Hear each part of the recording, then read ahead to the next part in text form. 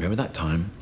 I was so angry with my father and my brother, I went down to Earth and I held the whole of New York City hostage with an alien army. I have an army. We have a Hulk. Tried to use the Mind Stone on Tony Stark.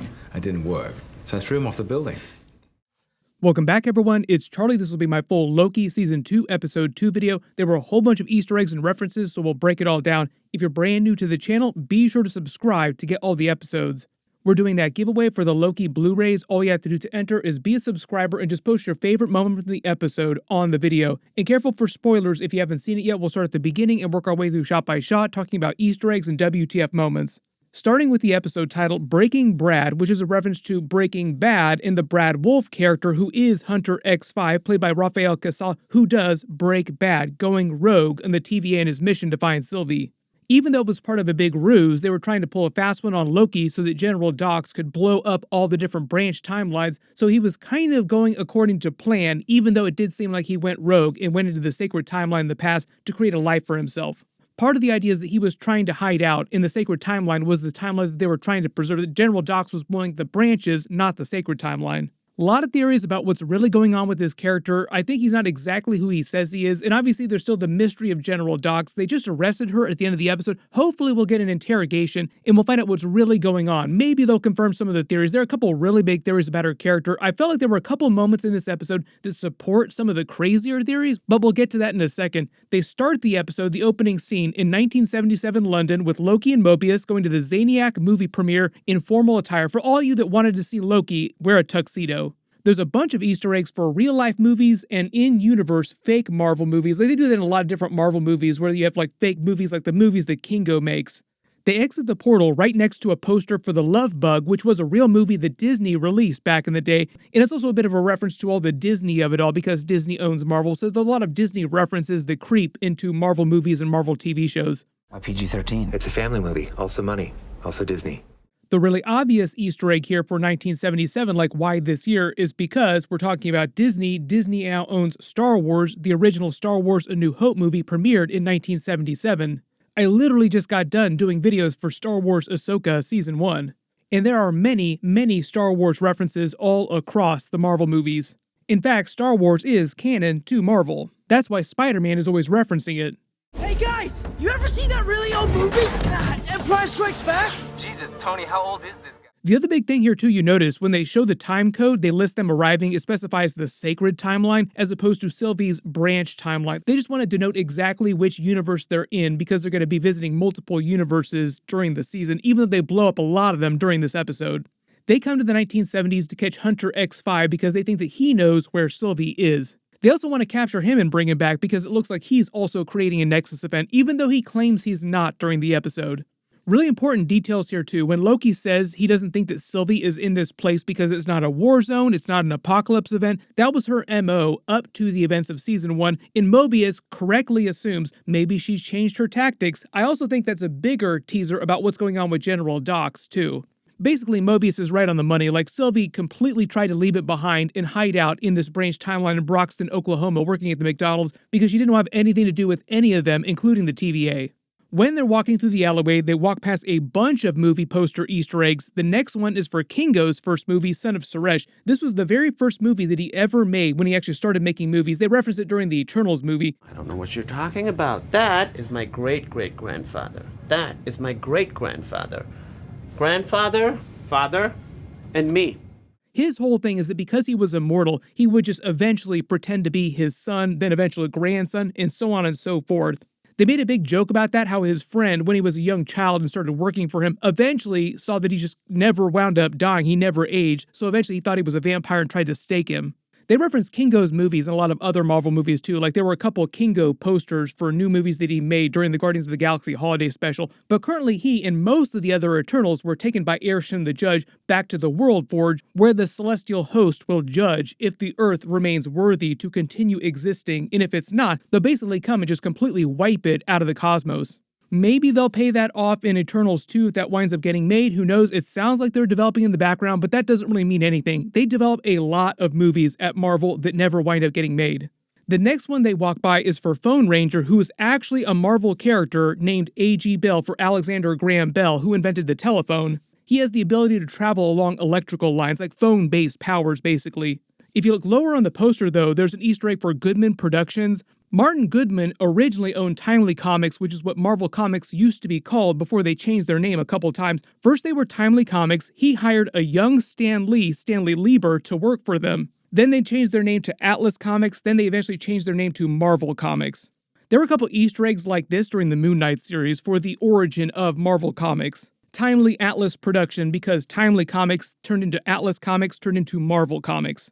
The actual movie premiere they're at is the Zaniac movie. That's a big deep cut for the Thor comics. He was an evil entity who would possess people and make them do evil things. He debuted in the classic Thor comics, which is why they're using him in the Loki series. He started out possessing someone in Victorian London, like we're in the UK here. That's why they're using the Zaniac character, because he was largely a UK-based villain. Then in the present day, at the time when he came back in the Thor comics, he possessed an actor who was playing Zaniac in a movie, but it was meant to be like a fake in-universe movie. So the real Zaniac entity possessed the actor playing the character, turning him into the real Zaniac. During the episode, it's just meant to be a funny Easter egg. They don't actually turn the Hunter X5 character or Brad Wolf into actual Zaniac. But basically they explain that he's turned himself into Brad Wolf, quote unquote. It's not clear if this was his original life on the Sacred Timeline before he became a variant, or if he just created this persona out of whole cloth. But I do think that his name is actually an Easter egg that he chose. The Brad Wolf name is an Easter egg I'll talk about in a second.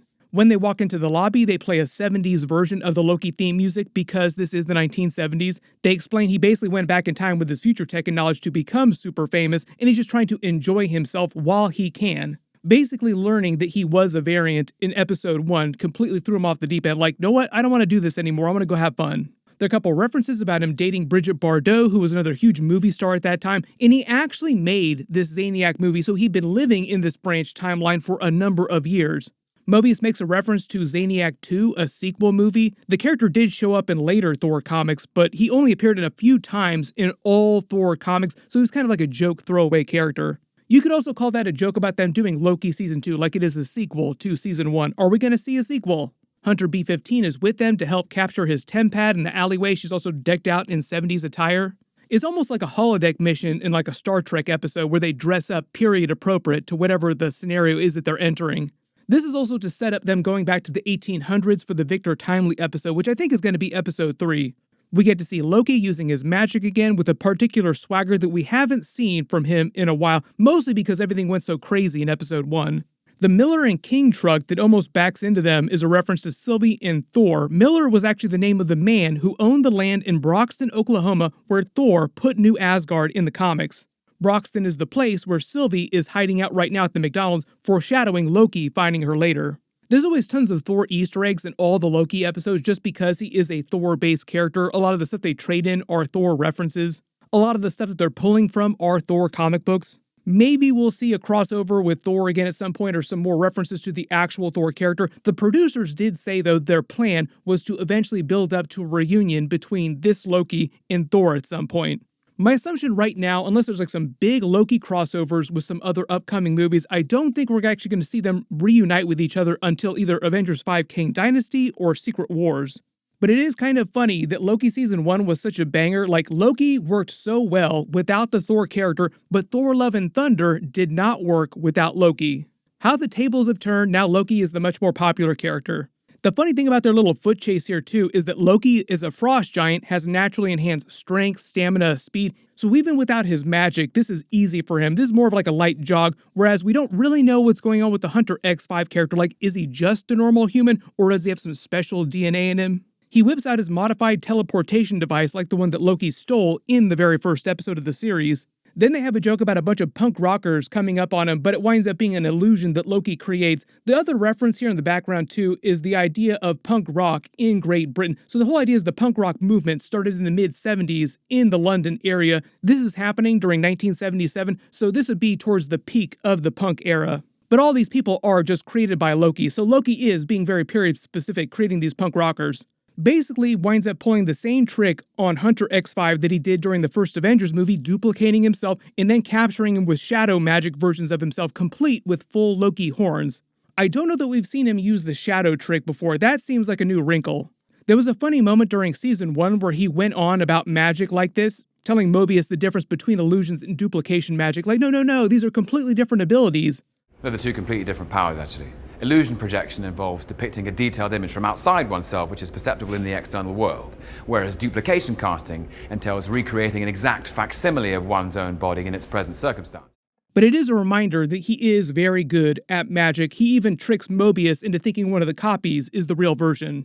That's also one of the things about he and Sylvie. Sylvie's also very good at magic, but she has different abilities. She has more enchantment-based abilities, which we see later in the episode, because she's based a lot on Amora, the Enchantress, combined with Lady Loki from the comics. I didn't see any changes during the custom Loki title scene. All the changing characters are always just meant to be a reference to all the different Loki variants. Back at the TVA, he makes a bunch of jokes about being in cuffs and collar himself just last season, like, oh, kind of tight, how the tables have turned. There are a lot of moments in this episode where they reference Loki's growth as a character, like he used to be very, very different. They clock that Hunter X5 loves to talk, and I'm starting to build a theory about who he really is, but I'm waiting for a little more evidence. I think he'll have a special connection with the Loki character. Ouroboros basically tells them to examine the modified tempad themselves, making another joke about never reading the manual. That's mostly just a joke about everybody in real life not reading manuals. Basically, the TVA manual is meant to give them all the answers about how everything, every minor little piece to every major device, everything works in the TVA, so they could solve all their problems by just reading the manual. My early theory is that there'll be like some big problem in the finale that they have to solve, and they could have solved it in episode 1 had they just read the manual. Ouroboros is still trying to fix the temporal loom. That sets up a bigger plot that I think that they'll pay off with the Victor Timely character. I'll explain that in a second. Like, no matter what they do, no matter how they try, they can't fix the timeline without the help of another Kang, who is Victor Timely. And every time there's a scene in this office here, like, it looks amazing. I love the way they do the set dressing, but if you look in the background, there's just thousands and thousands of things just sitting around, all kinds of clutter. Let me know if you think you spot any Easter eggs or references in all this. Like, if you look in the background, zoom and enhance, there's a big taco sign. Like, apparently there was a taco stand at some point in the TVA, and now it's here in his shop. There's even an old banana in one of these message tubes that somebody sent to him. They use Hunter B-15 and Casey to set up the Renslayer storyline, explaining a little bit about what's going on with her. They find out that she's connected to He Who Remains because Loki explains the tape about her helping him create the TVA in the first place. Professor Renslayer, you are quite a marvel. I will be proud to lead with you. You made a difference in this war. Thank you for being on my team. We learned they were in a relationship like the comics, like they were lovers in the comics. She helped him win the Kang Multiverse War. She's kind of like the mother of the TVA, but at some point he wiped her memory, created the Timekeepers, and then retreated to his citadel at the end of time. During the end of season 1, when she was escaping, she said she was off to look for free will. This season might be her slowly getting her memories back. They clock that Miss Minutes is still inactive, and she's been purposefully hiding herself. Casey notes that he found her last message on Renslayer's tempad, so basically Miss Minutes has been helping Renslayer, and that's why she has not been active at the TVA. She's basically been hiding herself from the TVA. Probably because she was ultimately loyal to He Who Remains, and Renslayer was with Kang, like they were together creating the TVA when he created Miss Minutes. So if He Who Remains was Miss Minutes' father, so to speak, then Renslayer would be kind of like her mother. That's probably why she's been so protective of her. But I think part of the idea with this episode is that because all the different branch timelines almost get blown up, there's still 3 that are left at the end of the episode. I think Miss Minutes is helping her jump to different branch timelines to survive and will lead her to Victor Timely Kang. That's how Renslayer winds up intersecting with Loki and Mobius again. There are a bunch of jokes about Mobius and Loki not being able to figure out how the tempad works. The Section 42 reference in his book I think is meant to be an Easter egg for The Hitchhiker's Guide to the Galaxy, because 42. The Hitchhiker's Guide is meant to be a book that explains all of reality, and that's basically what the TVA manual is. It explains everything in the TVA. And they basically give this storyline to Casey, like Casey is a fanboy of the TVA manual. He's read it cover to cover, so he's a fanboy of Ouroboros. They don't really actually figure out what the modified tempad does until they find General Dox's men inside that warehouse, setting off all the bombs in the different branch timelines. But basically they're using them to send all the different bombs to the branch timelines from a single location, so they don't have to manually just go to every single other universe. There are a couple funny interrogation scenes with Loki and Mobius. Mobius basically letting Loki try his hand at interrogating someone. Look how proud he looks, like look how far you come. Hunter X5 tries to get a reaction out of Loki by throwing his past in his face like, aren't you supposed to be a villain? Look at all the terrible stuff you've done. There's no way you could possibly turn into a good person. You're meant to be bad. This is also really important too, pretty relevant. At the beginning of their conversation, he says everything that Loki and Sylvie have done to try and help has only made things worse. I think this actually supports the theory that General Dox might be an older version of Sylvie who's completely changed her tactics like Mobius suggested at the beginning of the episode. Like this older version of Sylvie is remorseful about what they've done trying to fix everything and tries a completely different tactic. She got arrested at the end of the episode, so I'm really hoping by episode 3 or episode 4, somebody interrogates the truth out of her and we find out what's really going on with the character. But I think that's one of the reasons why General Dox is so adamant that she captures Sylvie, because it's younger Sylvie, like she's trying to capture her younger self before she does some of the stuff that they do during this season. He makes a bunch of references to the other Loki variants they've arrested over the years at the TVA. There have been many, and we met a large chunk of them during season 1. Really hoping that we get to see Alligator Loki again at some point. The only time he's ever able to get an actual reaction out of Loki is when he brings up his mother Frigga, throwing her death in his face. But if you remember, this Loki hasn't experienced that yet because he was arrested and taken to the TVA after the events of the first Avengers movie before Frigga would die. But he did have to watch her death, so he learned that that would be his destiny eventually. So he had to kind of live with that memory, so he feels like he also killed her, even though he didn't actually do it himself. But he's kind of pulling the same trick on Loki that Loki pulled on the Avengers during the first Avengers movie. There are a lot of references to that first Avengers movie in this episode. Loki basically baiting the Avengers into attacking him using the chaos as a way to escape. When he calls Loki a loser, that's the real you. That's a reference to Mobius's conversation during their interrogation during season 1, episode 1, saying that Loki was always destined to lose. It was in his nature, which is a callback to Coulson's death during the first Avengers movie. And one of my early theories here, too, is that his name that he takes for himself when he's hiding out on the Sacred Timeline is Brad Wolf, Wolf as in animal. I think he might wind up being Loki's future son. And his name Wolf was a reference to Fenris Wolf, who is Loki's son in Norse mythology. In the MCU, though, the actual, big Fenris Wolf, actual wolf, was Hela's wolf. The other weird thing about this interrogation room is that it's almost built like a giant containment facility, like a giant tank. All the walls, the ceiling, the floor are metal. There's a drain that chair sits on, like they interrogate people and fill the room with a bunch of fluid or something like that, generally implying that a lot of really terrible stuff happens in this room. When Mobius takes over the interrogation, they make a bunch of jokes about this not being real. Mobius jokes about not being an actor. When Owen Wilson is in fact an actor, they're all actors and none of what we're seeing is actually real, so they're kind of clowning on the Loki series just in general. He starts making fun of Mobius for his past, like you don't even know what your actual name is. Mobius isn't your real name. Who were you on the Sacred Timeline before you became a variant? I think we're all assuming that it was something to do with jet skis. He lashes out at them, and I think this is meant to be part of Mobius's arc this season, like he'll learn more about his actual past and make peace with that. Probably still gonna love jet skis no matter what though. They wander into the automat, making a couple jokes about getting lost in the TVA because it's so massive and it's built kind of like a 3D MC Escher painting. Basically, this is meant to be one of the cafeterias, but the funny thing is, it only sells pie, like it's pie all over the place. So it's just kind of like the pie cafeteria. They both have a piece, both really enjoying it, and it's meant to pay off that moment from season 1 where Loki said they'd never really eaten candy before in his life, like never really eaten sweets. Mobius asked him if he had candy in Asgard, and he's like, oh yeah, sure, we have grape nuts, and he used that as an example for why Loki had caused so many problems and been so disgruntled his entire life. Like, just have some candy, dude, chill out. But this scene is meant to be more about Loki being the one to actually talk some sense into Mobius, showing how much he has grown as a person, basically recounting the events of the first Avengers movie, like the reason he made the bargain with Thanos for the Infinity Stones, trying to take over the Earth, was only because he was mad at Thor and Odin. They've covered this in the previous Marvel movies, like as we've seen Loki's character develop. Basically, he just wanted to feel like he was part of the family, like he felt like Odin never loved him and Thor never cared about him, so that's why he was so pissed off at them. He wanted to conquer Earth so that Odin would acknowledge him. He tells them the story about Iron Man with the Mind Stone in the Avengers Tower, like trying to use it on him, then throwing him out the window because he lost it.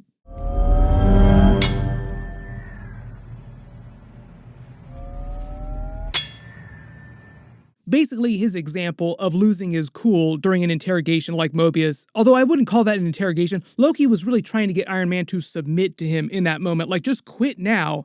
The Mobius claims that he's never actually visited his original life on the Sacred Timeline, like he's never actually tried to peep what his life used to be because he's been so focused on moving forward, like he doesn't want to be obsessed with his past. But I think part of the idea is that he hasn't made peace with that and he'll do that at some point this season. Here's where we get to a really big Easter egg I think that they'll eventually pay off later this season. He references the guy who kidnapped him in the first place and brought him to the TVA and got him this pie. Here's the big twist I think. They might actually say that it was Loki or a future version of Loki who captures Mobius in the past and first brought him to the TVA. Remember, we have crazy time travel logic here with the TVA, like future version of Loki at some point eventually goes back further in the past and grabs the original variant of Mobius and becomes part of the TVA. So this Loki hasn't experienced it yet and doesn't realize that it's actually him that Mobius is talking about, meaning like, I want to shake the hand of the guy that originally stole me from the sacred timeline. Oh, well, you're staring at him right here. And I think this gets back to the whole concept of Ouroboros, like the title of episode 1, in time loops, time repeating, and that might also explain why it could be Loki who originally pruned himself in episode 1, but even though the moment that we're seeing is from the finale. Like that happened in episode 1, but Loki jumps forward to the future, so he sees the older version of Sylvie who's come back to the TVA, and the person who pruned him might be an older version of Loki. It's a very Doctor Who kind of thing they're pulling this season with the time looping back on itself. But I think we'll continue to see references to that, like moments where characters reference things that they themselves wind up doing in the future. One of the other big tropes of Doctor Who stories is that even though it is a big time travel series and you're supposed to have time travel rules that you can't break, Doctor Who breaks its own internal logic rules all the time. Back inside the temporal loom control room, OB starts working on it. It locks him out because he has an invalid temporal aura. Basically, he doesn't have the right temporal signature, like the right person, to operate the machinery. It has to be the person who originally created it. This will probably wind up being Victor Timely Kang because the person who originally created this, He Who Remains, which they reference later in the episode, is dead. But if they get Victor Timely Kang, he's another Kang who has the exact same DNA. It's like the exact same person, just from another universe. There are a couple of trailer scenes that imply he's back in the TVA helping them with this problem. But who better to fix time itself than another Kang? And just an idea that Victor Timely Kang will be a helpful variant of Kang. Not all the variants of Kang will be evil. They go back to mess with Hunter X5 a little more with his torture device, boxing him in the quantum portals designed to act more like containment devices, shrinking till it can either hurt them, they crack, or it crushes them like a can of pop.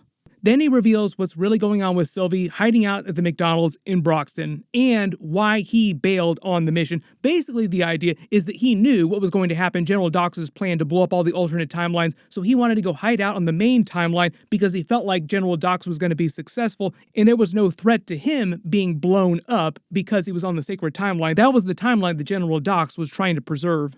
They also make it sound like it was a complete ruse too, like General Dox planned for Hunter X5 to be captured and told him to basically just take them to Sylvie and use that as a way to distract them while she blew up all the other timelines. There are a couple funny moments when they introduce OB to Casey. Like I said, total fangirl, will you please sign my book next to your picture? My guess is they don't remember meeting because they've been at the TVA this whole time because they got their minds wiped on a periodic basis, although apparently Ouroboros remembers things from about 400 years ago. But I think a lot of this is just to make Casey a much bigger character during season 2. Like, give him a reason because he knows everything inside the TVA manual, so it'll be really helpful to them in future episodes.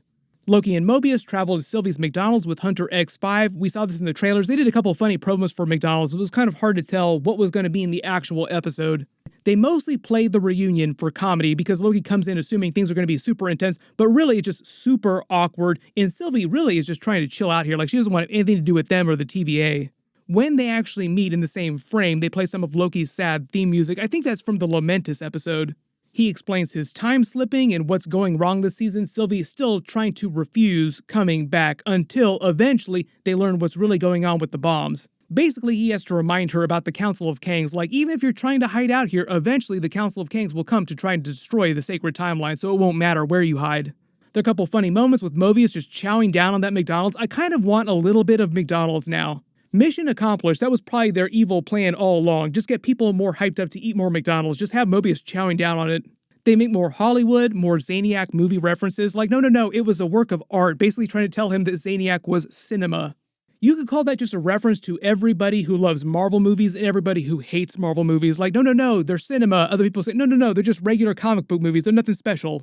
But the real reason why he's so adamant that he wants to get back to the TVA, like he keeps yelling at them, please take me back to the TVA, we'll continue this conversation, you can put this in a to-go bag, is because he knows about all the bombs going off and doesn't want to be caught by General Dox's men. Sylvie finally uses her enchanting powers again to learn General Dox's plans about all the bombs. They go to the warehouse and try to stop them. They're only able to save a couple branch timelines, but for the most part, General Dox is successful in wiping out most of the others. There's still all the theories about General Dox being the older version of Sylvie, but here's the thing about General Dox's plan with the bombs and the other timelines is she's basically using a reverse version of Sylvie's plan in Season 1 when she set all the bombs off, creating all the other branch timelines. General Dox was just pushing them into other realities, setting them off at the same time so that it would destroy the branch timelines. We get a real quick team-up moment with Loki and Sylvie using their powers together again, combining their powers, going full Captain Planet like they did during Season 1. The whole idea when they combine their powers, there's like a stacking bonus that they get. They become way more powerful than each one of them could be by themselves. They arrest General Dox. Like I said, hopefully we'll get an interrogation with her. We'll get some more answers about what's really going on with the character. Sylvie comes back to see what's happened, and they manage to save 3 branch timelines, just enough to find a branch with Victor Timely's variant of Kang in next week's episode. Notice on the TVA's panel here too, it says branch 616 with a bunch of other characters. That's because 616 is the sacred timeline. They're saying that 616 is the main Marvel universe, which they've done in a couple other Marvel movies like Doctor Strange, Multiverse of Madness. There'll be arguments in the fandom about this for years. Like if you're a big fan of Agents of S.H.I.E.L.D., they used to call Earth 1999999. They also did that during Spider-Man Across the Spider-Verse. So a lot of people are like, wait a minute, which is correct? Is MCU Earth 19999 or is it Earth 616 like Kevin Feige is saying? Generally, the most correct answer is like the last person left standing or the highest person in the totem pole, so I would just go with whatever Kevin Feige is saying in each movie. So like for the purposes of the Loki series in the Marvel movies, or the MCU Marvel movies, the main MCU is 616, but they call it something different when you're in other people's universes.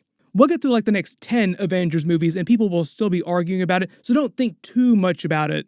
The reason why they probably got a hit on Renslayer's TemPad is because Miss Minutes has been helping save her, probably helped save her from the bombings, causing her to use it a bunch of times in succession, and that's what pinged it on their system. Like Renslayer jumped here just before the bombs went off in the branch timeline that she had been in. Zoom and enhance on this readout here too. Notice she's listed as TVA Entity 221A and her variant number is 223. She's probably from the original universe designation 221, and the A designation might mean she's the original variant of the character, which would make sense if she was working with He Who Remains during the Kang Multiverse War and helped create the TVA. She would be like one of the original variants at the TVA. The 223 number might be a reference to her first appearance in the comics, which was Avengers 23 way back in the 1960s. Then you notice that Sylvie still has He Remains Special Advanced TemPad from the end of Season 1. That's why she swipes her wrist. It's a wrist-activated device. Her universe in Broxton, Oklahoma there is one of the 3 branches that survived. When they're talking, there's like this weird guy in a white jumpsuit just sitting behind them doing nothing. It just seemed kind of odd to me. He's just like one of the extra people at the TVA who's just watching everything go on. But the way he's sitting there in frame, the way the camera kind of focused on him, seemed kind of odd to me. What is he doing? What is he cooking?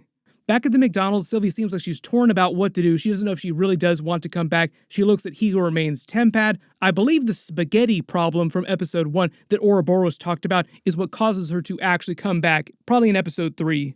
I think the idea is, like you see these in the trailers, if things start to break down, Ouroboros said that might wind up happening if they don't fix the temporal loom, and until they get Victor Timely Kang's help, things are still breaking down around them, like reality is collapsing around them. And I think Sylvie starts to see that happen in her reality in Broxton, is like, oh crap, now I do have to go back. They play a brand new song over the end credits, and most of the end credit scenes, like all these different Easter eggs, the different scenes that they mash up and show, are mostly the same, except for the files at the end. They added the Hunter X5 file to the pile, the Loki, Mobius, and Tuxedos, Sylvie in the McDonald's outfit, General Dox, Casey and Hunter B-50, basically all moments the pictures were taken from episode 2. I think the idea is this is meant to be a scene of Mobius just investigating what happened during the episode, and they did kind of something similar during season 1, where they made it seem like someone was investigating all the characters episode to episode with minor changes to the files that were being examined. But overall, it was a solid episode. I didn't think it was quite as good as episode 1, but I think once Victor Timely joins the series, like once Renslayer comes back, things really start to get crazy. Like episode 3 will be the halfway point through the season. I think that's when they really start ramping things up.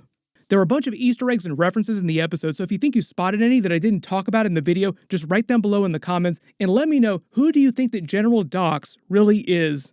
My episode 3 trailer video will post this weekend, and my full episode 3 video will post next week after they release it. There's a couple big things happening this weekend too, because New York Comic Con is happening, so there'll be a couple big trailers. It's clobbering time! And my Boys Gen V Episode 5 video should post Friday night. Click here for that Episode 3 trailer video. I'll update the link as soon as I post that. And click here for all my other Loki videos. Thank you so much for watching. Everyone stay safe, and I'll see you guys in the next one.